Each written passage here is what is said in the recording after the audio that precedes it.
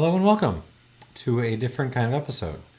So, if you're a subscriber or anything, you probably know that most of my videos are on spirits, but secretly, I am almost as much of a wine nerd as I am a spirits nerd. So, as someone who kind of made the transition from being a spirits nerd over to also being a wine nerd, I thought it would be fun to do a video on just kind of what that transition looks like, what it involves. So I put in the description below 10 kind of rules of thumb that I think would be useful for someone in this who knows about spirits and is kind of good in that territory, to try to migrate a little bit towards wine, to try to, so they're not like hard and fast rules. These are rules. I'm not going to tell you to drink one specific thing. These are rules to kind of get yourself in the mindset of wine nerdery, if that makes sense.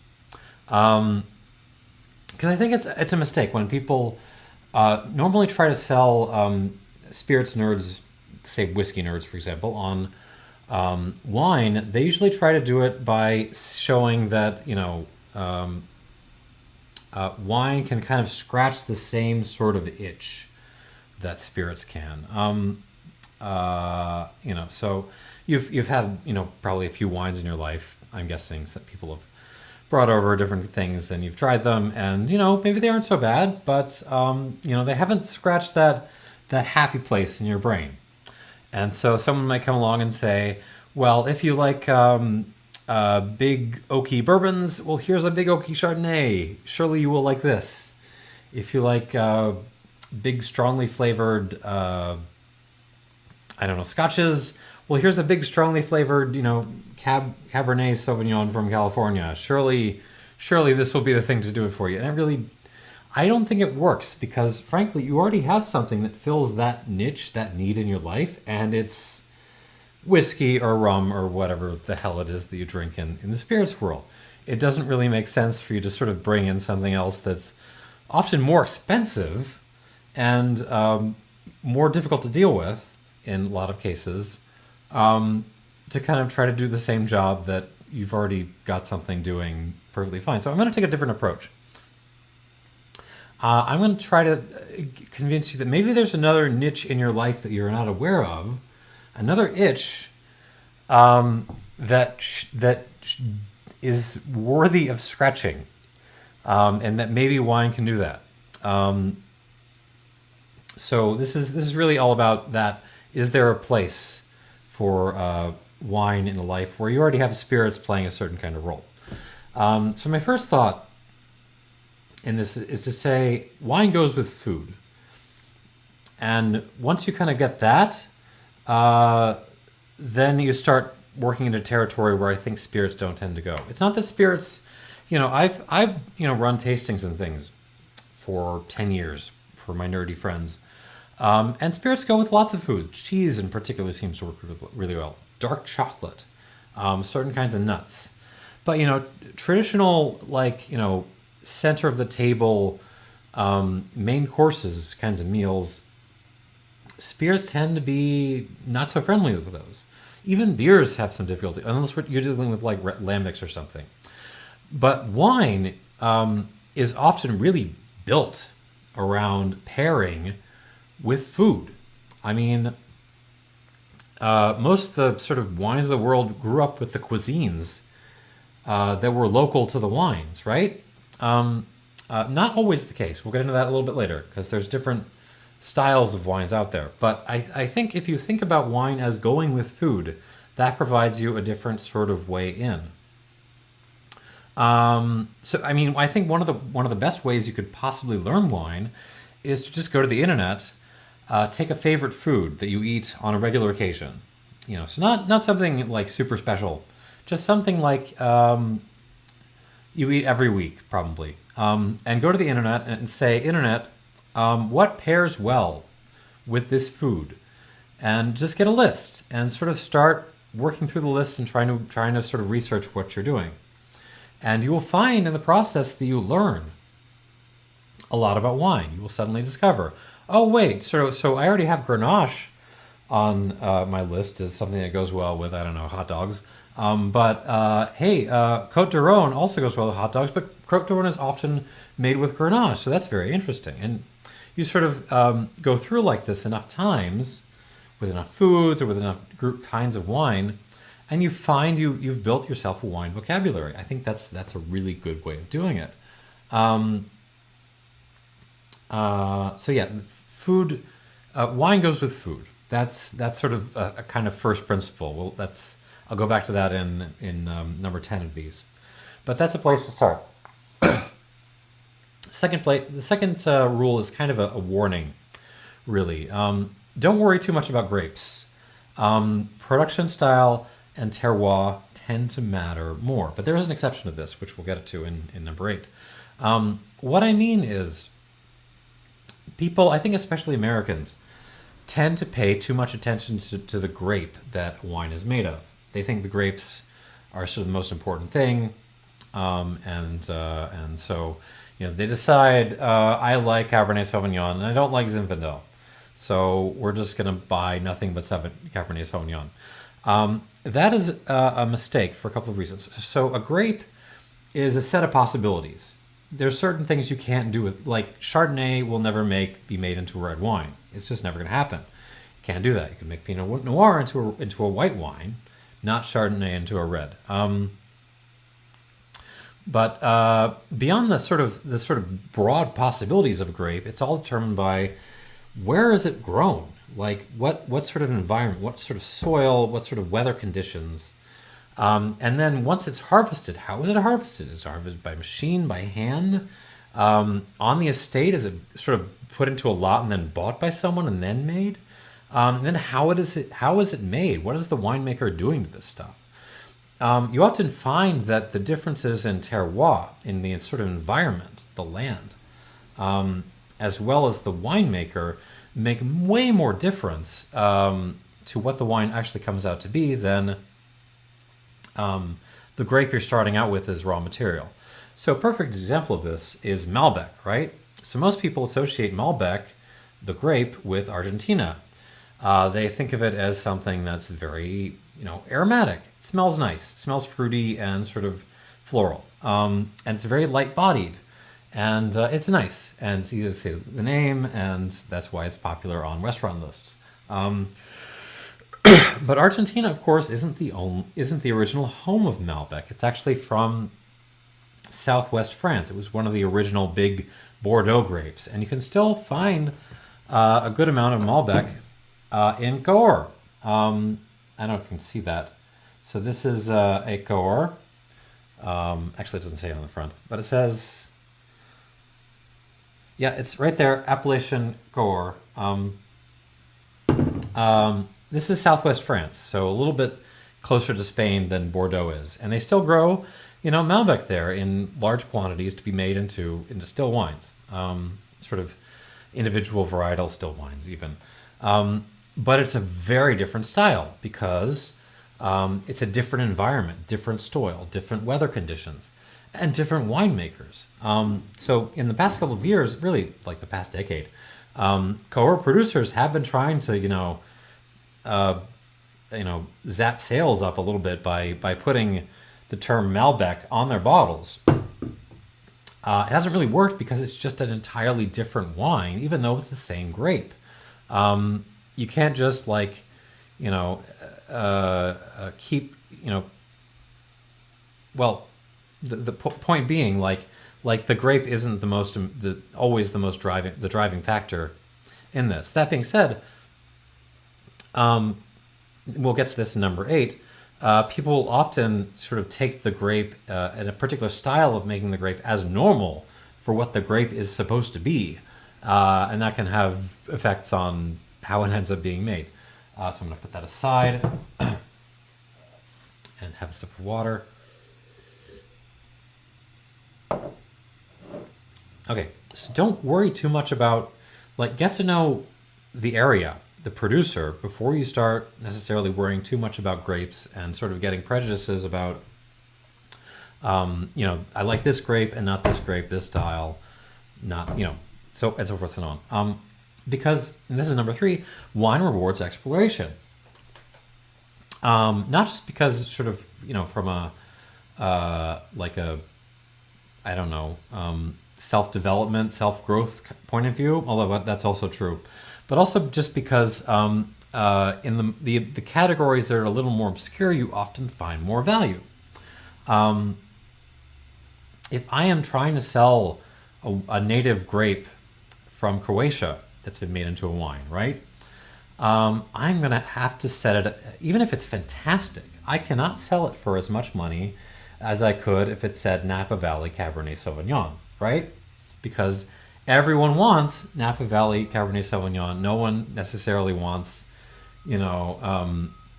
Croatian red wine, right? White wine, sparkling wine tends to get undervalued because it's not necessarily the sexiest thing. And that makes it, worth your money to explore those categories to see, what they got. One consequence of this is number 4. That's almost always a mistake to kind of look down on wines you aren't drinking. It's worth playing the field a little bit. One example of this that is kind of against the grain of what I tend to be saying is a number of years ago, there were a lot of Australian red wines getting huge scores. This was like 10, 15 years ago. Huge scores, very, big, fruity, candied style of wine, just big and boozy and fruity.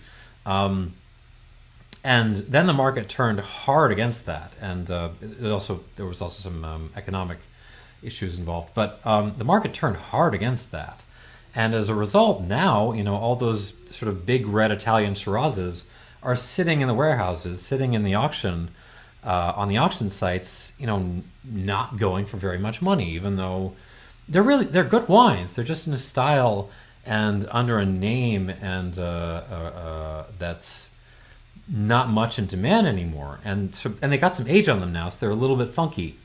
They have a little bit more depth than they did as youngsters.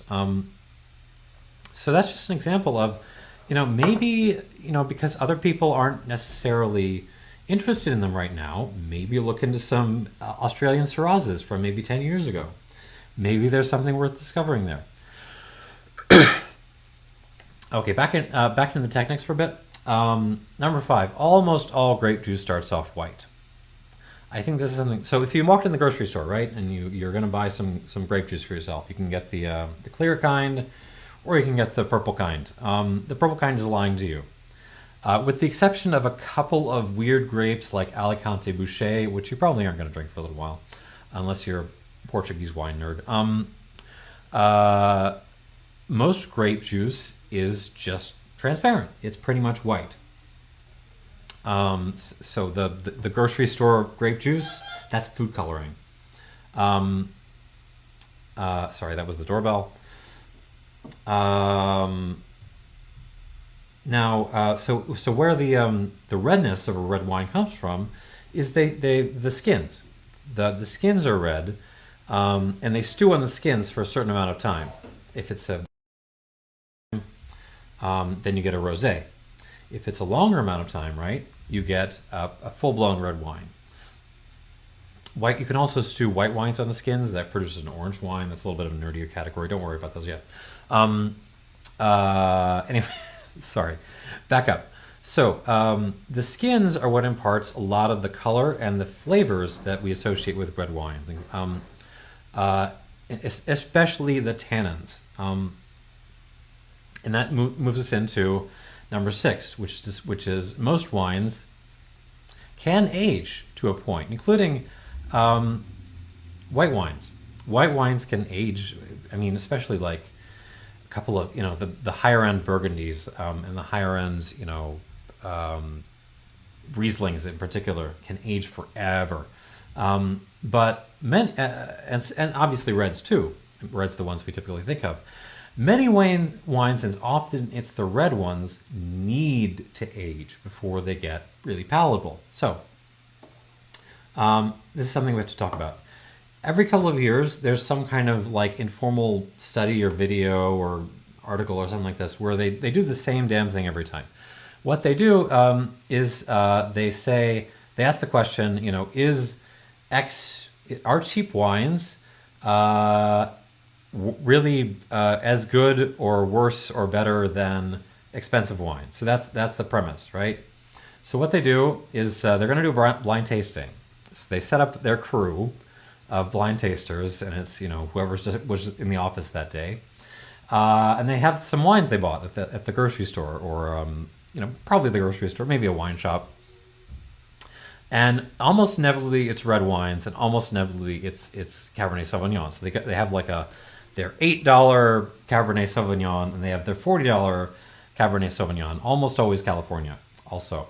And then they do taste testings of these things, and they do go through the tasting panel, and lo and behold, the tasters prefer the $8 Cabernet Sauvignon. So that's the conclusion then is there's no use buying expensive wines. It's all crap. You should just buy the cheap stuff, whatever. Yes and no. There's a certain overreach in that conclusion. The problem is $8 wines, like less expensive wines, are built to be drunk early. There's tricks you can pull in the fermentation, in the stewing, in the way you make the stuff, basically. That allow it to be an early drinker. It also means it's going to die earlier, but it does have that advantage to it. Often, cheaper wines also have a little more sugar in them. They leave a little bit more residual sugar in there. Many red wines, especially from California, especially cabs around the $40, or above $30, let's say, are built to age for decades. They have tannins. You know tannins? Same thing as you get in tea. Like you overstew tea and it rips the sides of your mouth out. Or old bourbons. If you've had back in the day when you could get old bourbons and you would try it and the oak would rip the sides of your mouth out. Same, basically, a class of chemicals going on in red wines, young red wines in particular.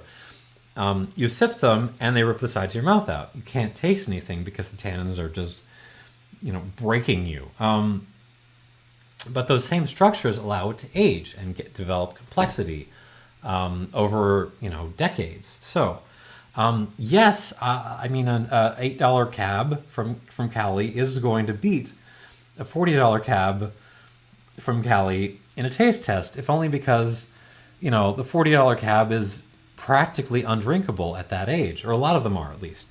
We're starting to move into an era where basically the $40 wines are becoming more like big versions of the $8 wines. But moving on. Now, if a fair comparison would be, can you go to the grocery store and get one of the expensive wines that has a little bit of age on it, that has maybe 10 years on it? In that case, I would bet on the older wine, because at that point it can just develop the kinds of layers that it needs, rather than just sort of being painful to drink. You can kind of offset that with food. Well, if you're drinking like a younger red wine with like a ribeye or something, that can help. But it's still like it works better when you age those kinds of things. So be on the lookout when you see inevitably those articles and those videos pop up. That's what's going on. Expensive wines from Cali in particular need age. A lot of red wines need age. Incidentally, number 7, you measure the age of the wine from the vintage year, not its time in barrel. So whiskey, obviously, and other spirits categories, if you're measuring the age of something and you put on the bottle, it's the time it's been in oak, right? Not so for wines. Wines usually never spend more than maybe a couple of years in oak. I mean, it's over 2 years is rare. And even 2 years in if it's fresh oak is pushing it. There are a couple of nerds in Rioja using very, and other places using very neutral older casks, but for the most part, it's rare to see wines see oak time longer than 2 years. Which is to say, that's not what the point of emphasis is. The point of emphasis is what is the vintage and how long are you right now in your current temporal situation away from that vintage. So that's so when I say, for example, one recommendation is if you tonight are watching this and trying to buy a nice wine and you have like a couple of hours to do it, one thing is pay less attention to the grape and the style and the even the price point, than the age, the vintage, like how long ago was this stuff harvested and made into a wine. Because a 2010 right now is going to be much more pleasant to drink than a 2019, right? If it's a big wine, assuming. Incidentally, that brings us to another point, number 8. Vintages are your best friends. Importers are also your best friends, but let's start with vintages. It depends on the place in the world. A lot of places in the world, the vintages aren't that distinctive, but some places, Bordeaux in particular, Rioja in particular, like if there's a good vintage, like all the crappy wines are going to be way better than they normally would be. So if you know, for example, that, let's go to Rioja. I like Rioja. In fact, if you're looking for older wines, to buy as quickly as possible, the Rioja section of your wine store is one of the better places to go. If you happen to know that 2010 and also 16 were really good years in Rioja, that means you can kind of hone in to see, okay, what do they got in those vintages? Because even if it's not the best producer, right? If it's a good vintage, it doesn't matter that much. That the vintage itself is going to kind of lift them because it was, something about that year. It's just making all the wines shine. So, vintages are a pain in the ass, I know, but, go find the charts, study up on them a little if it's an area you care about. Get to know them a little bit. The other thing which is helpful is knowing your importers. Let's go back to my little Cahoria. This is being brought in by, I'm not sure if you can see this, by Grape News in Chicago. This is a tiny, tiny importer. It's like a guy who was once a dentist, and he decided to switch to importing French wine because he loves French wine. But the important thing is that in my experience, he tends to bring in stuff that I like, that suits my palate. And that's gold. If you can find an importer that brings in on a constant basis stuff that suits your palate, like mark that up, put that in a list somewhere, because that's terrific. Then when you're comparing trying to decide between different things in the big wine store, you have something to go by. Like if this one's being brought in by I don't know, some importer you don't like, and this one is being brought in by one that you do, I mean, that makes your decision for you, right? And often it's the small importers that are making the difference. Like this Raffaut, we'll get to this in a second, is being brought in by Dresdner, who's a little bit bigger. I mean, who's a lot bigger than Grape News. I mean, the Grape News guy, it's a small business, right? He's taking a gamble on every single wine he brings in, so he has to make sure. He has to make sure that that it's going to be good, but he also has to believe in it, right? Like it has to be a bit of a passion project for every single little producer that he takes on board, and that's valuable. So be on the lookout for those little, especially the little local importers who are bringing stuff in. Beyond that, one thing to understand about wine and to kind of get yourself into a wine mindset is to kind of understand that most wine producers, there are exceptions. There's Constellation out there, there's Gallo out there, at least in the U.S., and there's other big players, but most wine producers are fairly small scale. They're independent. Producers not putting a lot of stuff out. So there are big brands when you go into Champagne and stuff, but most of the regions of the world, there aren't a lot of huge brands. So in I would say in spirits, a lot of the time it's the brands, right? It's the big companies and the brands that drive sales. Like you go into the store and you see, oh, Macallan. I'm going to buy the Macallan because I recognize that brand. There really isn't that so much in wine. There's some, a couple of exceptions. Camus is a big, Opus One in Cali. Those a couple of big names out there. But for the most part, what drives sales in wine is not the brand so much as the score uh, and the label. And so if you're wandering around the spirit section of the store, you don't usually see scores hanging around very often. Sort of, whiskey advocate scores are not very common to see in the Scotch section, even though they're out there. You walk into the wine section, Tanzer and Suckling and all those, and wine and spirits, all those scores are constantly barraging you and telling you this is a 90-point wine, this is a 92. And the reason is because there's no brand to sort of fill that void of telling you, of reassuring you, oh, this is the one to buy. The labels, the stuff on the label also does this. We can go back to Malbec, right? We can go back to Cab.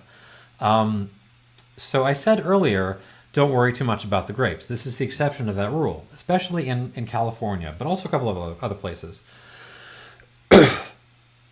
If a label says Cabernet Sauvignon, there's a certain expectation as to what that's going to be like. So there's a zillion ways to make Cabernet Sauvignon in the Napa Valley, but I mean the expectations and sort of the marketing necessities drive the production in a particular kind of unified direction. Everyone starts to make wine like Camus, even if the sort of terroir or the grapes they're working with, equipment, all that stuff, might produce a better wine in a different direction. Still, the customer expectation that because this says Cabernet on the label, that pushes the the production of the actual wine in a different direction. Another mind-blowing thing is especially I should have like a California wine here to use as my example, but I don't. I forgot. Varietal wines only require, I think, about 75%. In the U.S. at least, of that wine to be of that varietal. And one thing you will see is things labeled Cabernet Sauvignon or Merlot or whatever, or Pinot Noir, which is the big one, having other varietals vatted into them in order to make the profile fit, the profile for Cabernet Sauvignon better than if it had actually been all Cabernet Sauvignon. I know that's weird, but if your cab is a little bit soft, throw a little Petit Verdot in there, maybe some Petit Syrah, some big monster in there. If your Pinot Noir is a little light on color for Sonoma County, again, throw a little Petit Syrah in there, and the color problem is solved. This happens, and it happens because there's consumer expectations about what these wines should be, among other things. There are other reasons why it happens. So anyways, that's my point. It's usually the stuff on the label and a little scorecard hanging below that tends to drive sales in wine more so than the big brand names. And the last rule I want to point out is a kind of distinction which is usually mapped onto like New World and Old World. I think those are bad terms because there are a lot of wines from the New World which are Old World styled, and there are a lot of Old World wines which are New World styled. I would prefer to speak in terms of an international style and a classical style. And I would say, internationally styled wines are great. I like them. Where I think spirits nerds are going to find the most value and the most novelty is in these sort of what I'm going to call the classically styled wines. And here's what I mean. So I told you, I mentioned earlier that scores drive wine sales. Well, okay. How do you get a good score in a wine? One of the easiest ways of doing it is to make it big and fruity and nice. What I'm calling an international style, which really kind of emerges from California and Mondavi, a couple of producers like that, is a style of wine where you have it in a glass on its own, independently. So you're treating it more like a beer or like a spirit, and you're sort of judging it on its independent merits. Classically styled wines are, as I spoke about earlier, the wines that are more for food. These aren't mutually contradictory. You have a wine that's very pleasant on its own and that works really well with food. Bordeaux and Rioja being perfect examples of regions that tend to play those cards together. But you'll find that classically styled wines have a little more acidity. They tend to be a little bit more green. They tend to pull back on the alcohol a little bit.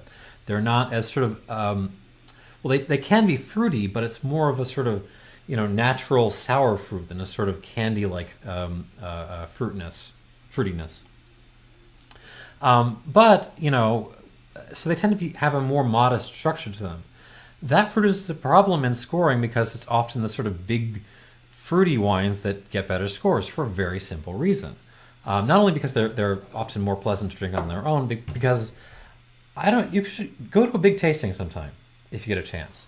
Just do it. It doesn't matter, like a tasting with at least 20 wines, and just work through everything. By the time you're maybe 15 wines in, especially if it's young red wines, your palate's just going to be shot. Like you're not going to be tasting very much at all. That is often the context in which wine scoring happens. So in that context where you have wine reviewers wandering around with their palates completely fatigued, not much is going to make there's not a lot of subtlety and delicacy that makes an impact. What makes an impact is big, big, boozy, fruity monsters. And that's why I think that's one of the reasons why those tend to attract big scores, even though, they may not totally warrant them. My check on all of this is always cellartracker.com, which is my favorite place for reviews of wine on the internet, because it's by actual people who buy these things for like dinner or whatever, and they are tough. They are tough reviewers. Like an 88 on Cellar Tracker is like a 97 from James Suckling or something. Sorry. My point being, like, it's the sort of big, bold, internationally styled wines that tend to get the bigger scores. But again, I think it's the sort of nerdier, more classically acidic, slightly astringent sometimes, slightly herbal, green kinds of wines that are going to be more of interest to spirit drinkers because it's just a different set of flavors. So to try to bring all these rules together, I'm going to open up a bottle from one of my favorite producers, which kind of tries to bring all this together. So this is from Chinon in the Loire Valley in France. You will notice they don't even put the grape on here. The grape is Cabernet Franc. In France, you'll find, in a lot of other places, you'll find they just, the terroir comes first. Because the nature of as I mentioned in what was it, rule 2, I think, terroir tends to have more effect on what a wine is gonna do than sort of the initial grape you're starting with. But the initial grape is Cabernet Franc, which is one of the Bordeaux grapes. It tends to be very aromatic, very interesting. This is a very old school producer. This is Augerifaux. This is her Le Picasse. This used to be like $20 or something. It's now gone north of that, which is sad.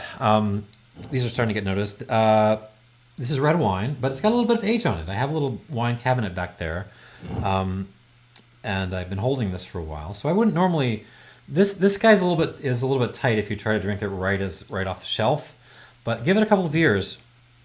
This is a 2008, and it opens right up. So I'm going to open this, and you'll notice. So this is like a hidden rule 11. The cheapest, crappiest corkscrews are the best ones. I bought this for like $2 at Trader Joe's. I bought a whole bunch of them and I lost all of them except this one. The label's long since gone away.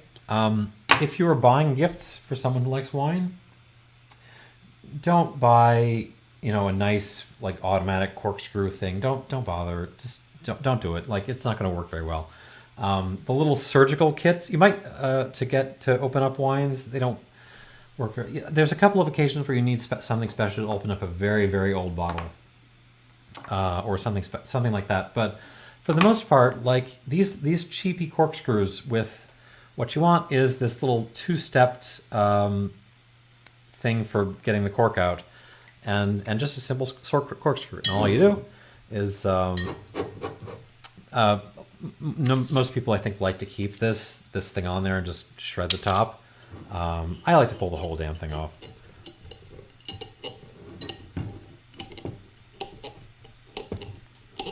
Hello, YouTube. Are you entertained? All right, so just gonna pull that out of there, and there we are. So this is an example of what I think, spirit drinkers might be more interested in than traditional sort of, oh, here's your big Cali Cab, or here's your big, Chardonnay, because the flavor profiles are so different on these sort of classically food-driven wines. Yeah, this smells like sour cranberry, black pepper, a little wet dog, and and some bell pepper. It's more orange bell pepper than green bell pepper. I usually get green bell pepper on this.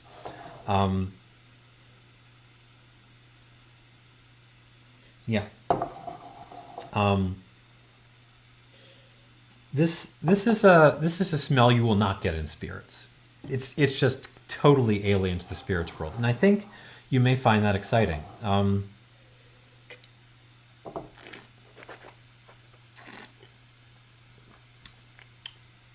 Light on its feet. This is only, I think, about 12% alcohol. Incidentally, alcohol levels should tend to be, between 11 and 15%. There are exceptions to that, which are useful. But in general, like, if you see wines climbing above 15%, or in particular above 15%, have alarms should be going off a little bit that maybe this is, someone going for the 93 from Steven Tanzer.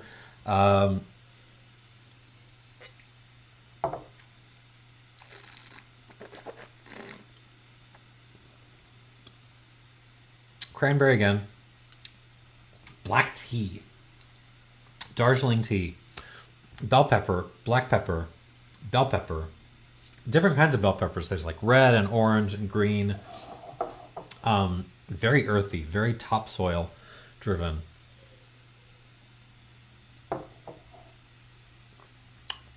This will go with food. This is what it was made for. Stews, anything, any food you're going to throw at it. This is going to work well. In fact, one thing I would like to conclude this with, and I hope this was useful in kind of getting some first principles on the table for how to even begin thinking about making the transition into drinking wine. This is, in a way, this kind of wine, this kind of food-driven wine, doesn't lend itself to this kind of setting. This, I've been in here for what, like close to 70 videos now. This man cave where I am by myself, nothing else exists but me, and I just, sample spirits by myself, by my lonesome, and evaluate them and tell you about them to the camera. This is not really this is not really an appropriate setting for something like this. This is something, that deserves not just food but company, right? This is why these come in these gigantic bottles. If I tried to pound this all on my own, I would be having a bad night. So what this really needs is, just a different kind of setting. I mean, I don't know. Let's see. Let's think about this. I'll give you. Well, let's try this. I'm just gonna snap my fingers and we'll see where we end up. And oh hey, I'm not in my man cave anymore. And I'm with the woman I love. And we're having delicious lunch together. And there's with our lovely bottle of wine. This is great. Thanks for watching. Cheers.